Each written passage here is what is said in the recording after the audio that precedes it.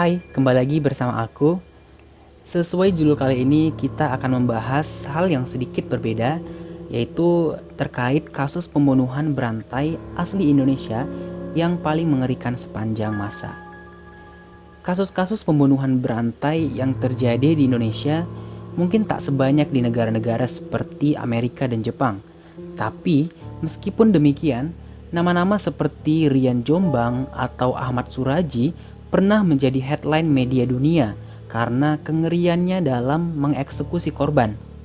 Nah, pembunuh bukan hanya membuat korban kehilangan nyawa, namun juga membuat tubuh mereka terpecah belah dengan cara memutilasinya.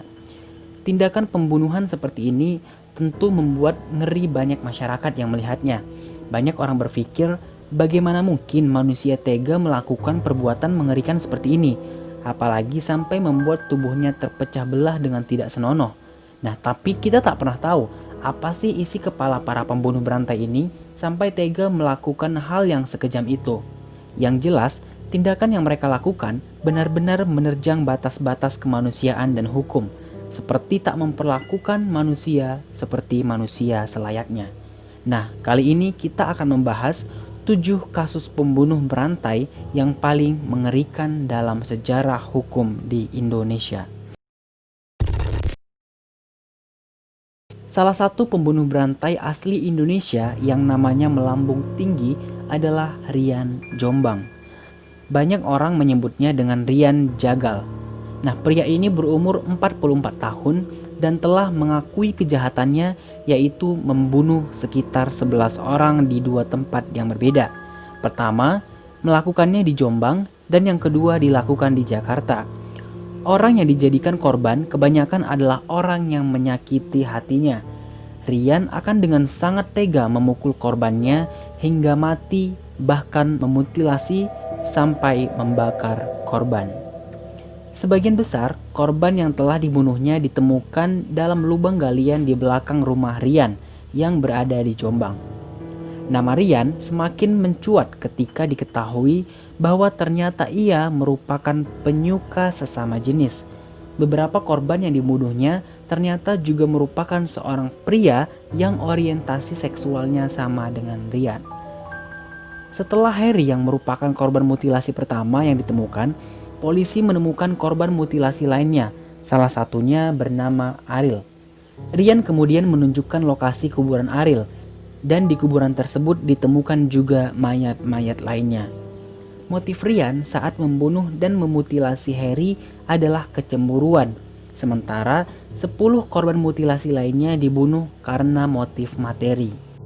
Karena kekejamannya itu, Pengadilan Negeri Depok pada April 2009 menjatuhi hukuman mati kepada Rian. Pada 1 Oktober, ia meminta grasi pada presiden dan meminta agar hukumannya dikurangi menjadi hukum seumur hidup. Atas aksinya ini, Rian diberi hukuman mati oleh pengadilan. Ia telah melakukan beberapa kali banding, namun semuanya ditolak. Pengadilan menyatakan jika Rian pantas dihukum mati atas aksi kekejamannya yang merenggut banyak nyawa orang. Siapa sih yang gak kenal nama Dukun AS? Aku percaya kalau misalkan kalian sudah pada nonton film Dukun AS. Kalau misalkan belum nonton, silahkan nonton filmnya. Ahmad Suraji atau dikenal dengan Dukun AS merupakan pembunuh berantai yang memiliki korban mencapai 42 orang. Semua korban dari pria berprofesi dukun ini adalah wanita muda. Ia membunuh para wanita ini untuk menyempurnakan ilmu hitamnya. Ia percaya jika membunuh 70 orang wanita dan menghisap air liur mayatnya, tubuhnya akan menjadi sakti.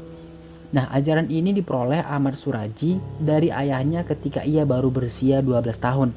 Namun, ia baru mendalaminya saat berusia 20-an tahun. Suraji membunuh para gadis muda itu dari tahun 1986 hingga tahun 1997. Polisi menemukan tubuh korban yang terkubur di balik kebun teh. Awalnya, yang dicurigai adalah suami Sri yang bernama Tumin. Polisi kemudian memeriksa Tumin, namun tidak mendapat bukti kuat hingga Tumin pun dibebaskan dari kecurigaan. Nah, seorang warga desa kemudian bersaksi kalau sebelum meninggal dirinya sempat mengantar Sri ke tempat dukun Ahmad Suraji untuk konsultasi di hari Sri menghilang. Polisi pun kemudian mulai mencurigai Suraji. Dukun tersebut sempat dilepaskan karena kurang bukti, tapi setelah melakukan penyelidikan, diketahui banyak orang hilang usai berkonsultasi dengan dukun AS. Polisi kemudian menggerebek rumah dukun AS dan menemukan pakaian dan perhiasan milik korban-korban yang dibunuhnya. Dukun AS pun mengakui perbuatannya pada polisi. Saat melakukan pembunuhan, ia dibantu oleh salah satu istrinya yang bernama Tumini. Setelah ia mengaku semua perbuatannya, Dukun AS dijatuhkan hukum mati, sementara Tumini dihukum penjara seumur hidup. Pada tanggal 10 Juli 2008, polisi mengeksekusi Suraji dengan menembakkan 3 buah peluru hingga menembus tubuhnya. Baikuni adalah seorang pria yang sering dipanggil Babeh oleh anak-anak jalanan. Pria berumur 54 tahun ini ditangkap pada tahun 2010 silam atas tuduhan pembunuhan berantai dan juga kekerasan seksual pada anak laki-laki di bawah umur. Kejadian ini terkuak setelah salah satu orang tua korban melaporkan kehilangan anaknya. Sehari kemudian, anak hilang itu ditemukan telah tewas dengan keadaan tubuhnya yang sudah terpotong menjadi beberapa bagian. Nah, saat diperiksa, Baikuni ini mengaku telah membunuh 14 anak laki-laki yang masih di bawah umur. Ia sering sekali melakukan pelecehan pada anak-anak hingga menyetubuhi mayatnya. Baikuni mengalami trauma masa kecil hingga melampiaskan rasa sakitnya dengan membunuh anak-anak jalanan yang tak berdosa ini. Nah, atas perilaku mengerikannya, Baikuni akhirnya dijatuhkan hukuman mati oleh Pengadilan Negeri Jakarta Timur. Tubagus Yusuf Maulana atau dikenal sebagai Dukun Usep telah membunuh 8 korban dengan perencanaan yang telah matang. Semua korban yang ia bunuh merupakan klien yang ingin menggandakan uangnya secara gaib. Dukun Usep akhirnya menyuruh korban-korban ini melakukan ritual yang salah satunya meminum sebuah cairan hitam yang ternyata adalah racun. Korban disuruh berdiri dalam lubang galian lalu meminum air itu sebagai syarat wajib. Setelah korban meninggal, Dukun Usep akan dengan mudah menguburnya. Kejadian ini dilakukan 2 kali. Pertama pada Mei 2007 dengan 5 korban, lalu pada Juli 2007 dilakukan lagi dengan 3 korban. Nah, dalam aksinya, Dukun Usep ini dibantu 5 temannya.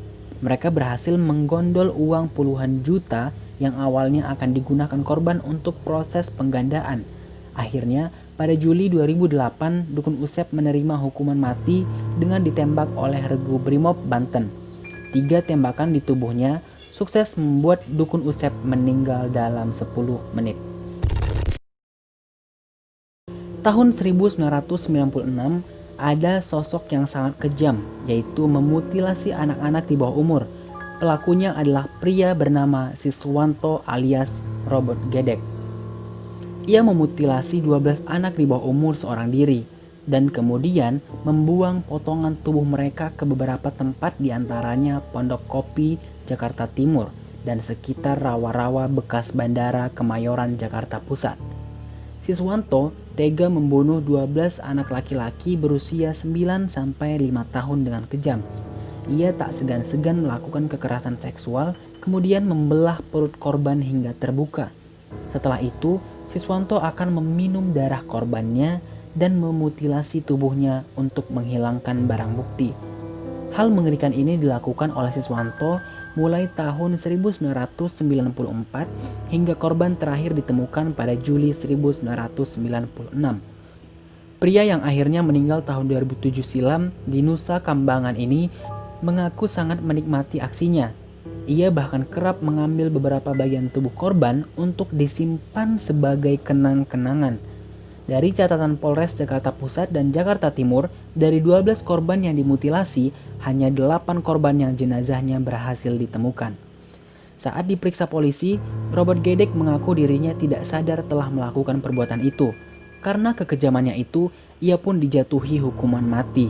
Namun sebelum hukumannya dilakukan, Robert Gedek meninggal dunia terlebih dahulu akibat serangan jantung.